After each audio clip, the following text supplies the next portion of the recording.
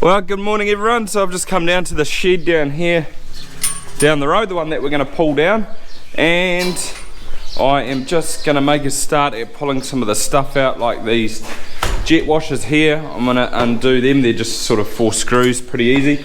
But I actually have someone come in and have a look at those, and maybe some of this other stuff that we have here too, because he's extending his shed, so he thought he could use some of the stuff, which would be pretty handy for him and pretty handy for us. So he actually seen my video about me, or saying I was going to pull down the shed, and he emailed me and I said, yeah, come have a look, take whatever you need to be good for both of us, I guess. But I'll make a start on that. I think Dad was going to come down, hopefully bring a drill, because all I've got at the moment is a screwdriver. It's not too bad, but would be a little bit quicker with a drill.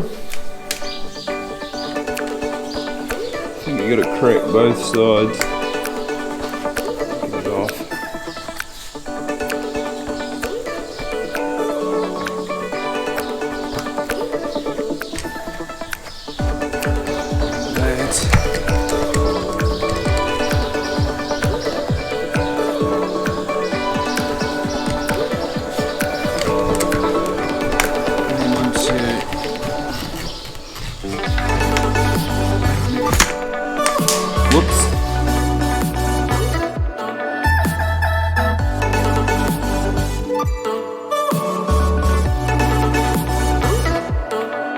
They're all off. They look a bit dirty, but once they sort of have a scrub up and a clean, they'll be pretty good again, I reckon. There's only one that sort of was a bit broken in here, and that had broken, which I'm sure you can get a spare part for, but it doesn't matter. Leave that one to the side.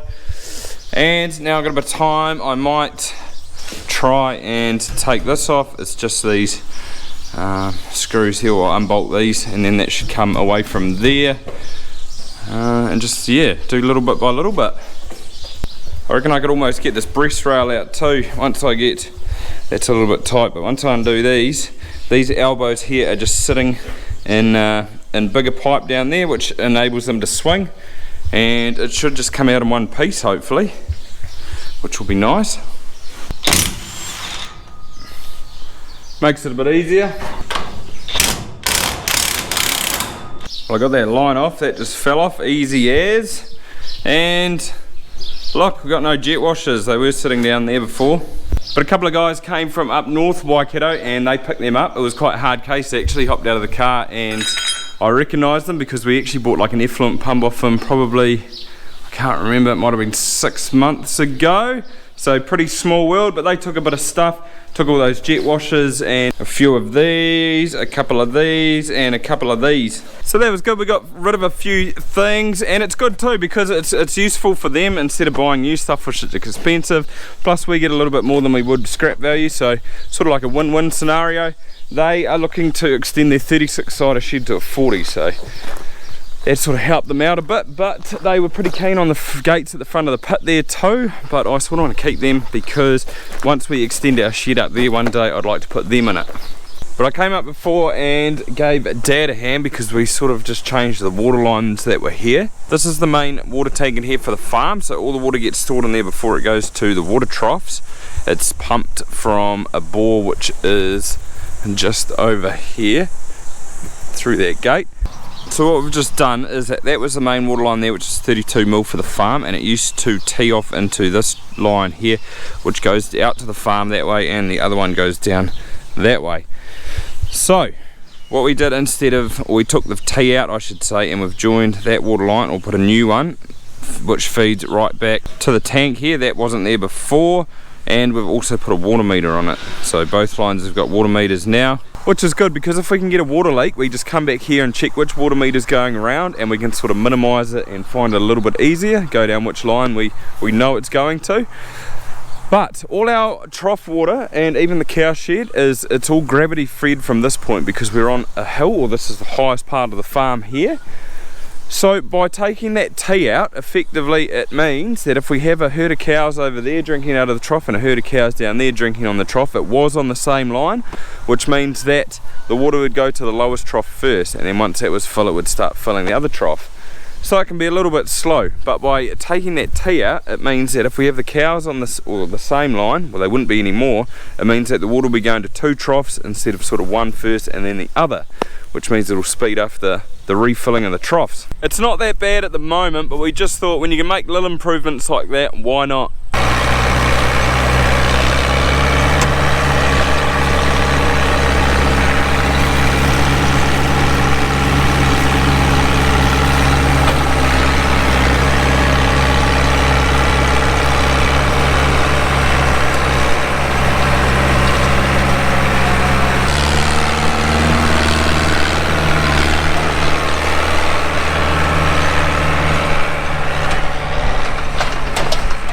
As you can see, Dad started feeding out. We are just getting a little bit too dry at the moment where we've had to, but I will touch on that probably next time. A few videos ago though, I said that we were going to rip this cow shed down here, and a few people commented, why don't you keep it, upgrade this one because it's a 20, whereas the one up there is a 16. And that is a good idea. The shed is bigger, it is on a flat too, which means we could extend out the back pretty easily, and it's right next to the feed pad, which is just there. But, and there is a lot of buts, so this shed would not meet compliance because it hasn't been sending milk. If it had still been sending milk for the last 4 years since we've had it, it probably wouldn't be so bad. But getting it back up and running again, you've got to meet so much stuff that we would have to spend so much money on it. The pond here wouldn't be big enough for the amount of cows that we milk, so we would have to do an effluent system, whereas the effluent system that we have up there, or at the other shed, it's on top of a hill, so we use gravity with that too. I'll also do that in another video, but I just think that it's not worth it. It's not worth spending all that money on this shed, whereas the one up the road is pretty good. It's smaller, and it would be probably harder to extend that one, but it is just, yeah, everything's there, all the upgrades are there. It's a nice shed to milk through, all the effluent systems all set up. It is in the wrong spot at the top of the road, but then again this shed's in the wrong spot as well.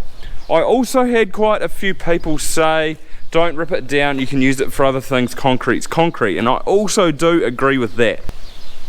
I have thought about sort of filling the pit in and making this like a flat concrete area, or gutting it and then using it as a calf shed. I've also thought about raising it, or raising the roof and using it like a tractor shed.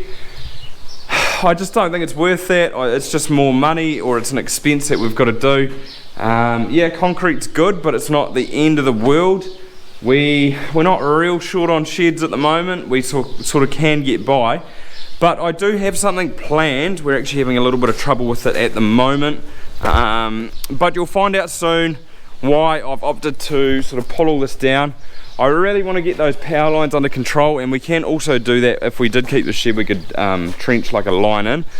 But at the end of the day, I think it's just going to make this area down here so much tidier once we get rid of all this. It's going to look pretty spick and span, I reckon. I think I'm going to do a little bit more in the shed, the Savo. We're going to take that up to our shed because that is much better than one we have, and I sort of need a ripple like this receiving can and stuff. That can all go in the scrap metal pile. I think we're going to keep these as well, these slide pulsators, because we can reuse them for when we extend possibly. But other than that, guys, thanks for watching. I hope you enjoyed the video. If you did, like always, give it a thumbs up, that'd be awesome, and apart from that, I'll see you next time.